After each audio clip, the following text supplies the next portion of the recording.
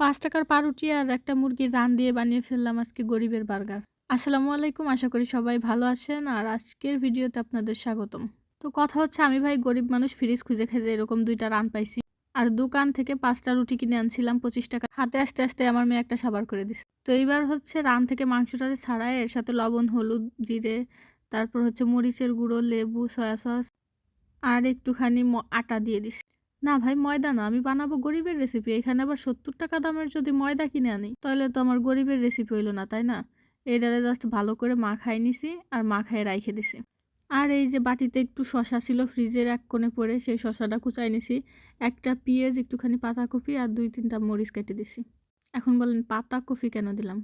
Lettuce পাতার যে দাম, এর চেয়ে পাতাকপির স্বাদও ভালো। পারফেক্ট গরিবের লেটুস পাতা। তো এখন হচ্ছে মাখিয়ে রাখা মাংসটারে ভাজে নিতে হবে। তো কড়াইতে একটু তেল দিয়ে এটারে দিয়ে দিচ্ছি। একদম মুচমুচে করে ভাজতে হবে। চলেন আরেকটা কথায় যাই, ওই সয়া সস এইটা না দিলেও হবে ভাই, আপনার কাছে আদা রসুন যা আছে তাই দিলেই হবে। কোনো রকম মনে করেন মাংসের গন্ধটা গেলেই হইছে। আর আজকে আমার এই গরিবের বার্গার বানানোর একমাত্র উদ্দেশ্য হচ্ছে আমার মেয়ে। আগেকার সময় আমরা যখন ছোট ছিলাম ৳১ ৳২ দিলে কত খুশি।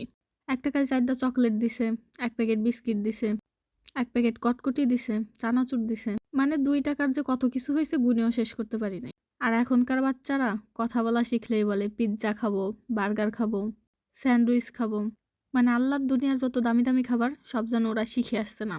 তো এইটা ভাজতে ভাজতে চলে গেছি আবার রুটির কাছে। রুটিটারে মাঝখান থেকে ফাড়ে তাওয়ায় জাস্ট একটু সেঁকে নেব। এতে কি হবে, রুটির যে নরম ভাবটা এটা থাকবে না, একটু মুচমুচে লাগবে। একদম বার্গার বার্গার ফিল। তারপর ওই যে বলতেছিলাম উদ্দেশ্য, আমার মেয়ের হুট করে মনে পড়ছে যে সে বার্গার খাবে। এটা আবার ফোন থেকে দেখছে। এখন ভালো একটা রেস্টুরেন্ট থেকে যদি মনে করেন বার্গার আনাই কমসে কম ১৫০ থেকে ৳১৭০ নেবে। আর যদি ধরেন লোকাল দোকান থেকে আনাই তাহলে এই রুটির মাঝখানে একটা রান, ওই যে আমি যে রানটা কাটলাম ওই রকম একটা রান ফ্রাই করে, মানে চিকেন ফ্রাই আর কি, শুধু ওইটা দিয়ে দিবে। কোনো সস নাই, মেয়োনিজ নাই, ভিতরে কিছুই নাই ভাই, শুধু ফাঁকা ফাঁকা একটা রান দিয়ে রুটি চাবাই চাবাই খাও। তো এইরকম বার্গার খাওয়ার থেকে না খাওয়াই ভালো। আর এই ৳৭০ দিয়ে এখানে আমি 4টা বার্গার বানাই ফেলাইছি। কত সাশ্রয়ী, তাই না?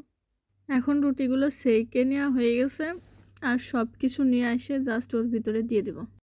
প্রথমেই দিয়ে দিছি টমেটো সস আর তারপর দিয়ে দিছি যে মাখিয়ে রাখা পেঁয়াজ, মরিচ, শসা এগুলা।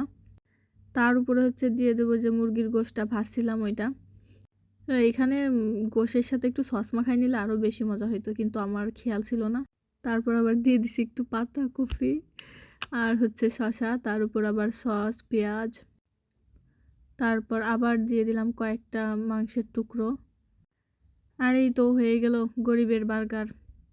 এইভাবে জাস্ট সবগুলোরে বানাই নিছি, আর কিছু না। সহজ সহজ উপকরণ দিয়ে কি সহজ একটা কাজ, তাই না? কিন্তু খাইতে কিন্তু অনেক মজা। আমার এই ৳৫ রুটি আর একটা রান যে এত কাজে দেবে আমি তো ভাবতেই পারি নাই। নেক্সট টাইম আরও বেশি করে বানাবো ইনশাল্লাহ। একটা জিনিস শুধু একটু খালি খালি লাগছে যে মেয়োনিজটা নাই। চিজের কথা বাদ দেন, ওইটা হচ্ছে হাই লেভেলের বড়লোকি খাবার।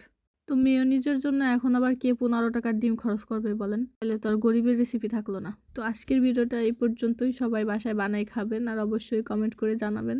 আর আমার মেয়ের কাছে কিন্তু অনেক ভালো লাগছে। আর আপনাদের কাছে যদি কোনো গরিবের রেসিপি থেকে থাকে তাহলে আমাকে অবশ্যই অবশ্যই জানাবেন প্লিজ। সবাই ভালো থাকবেন। আল্লাহ হাফেজ।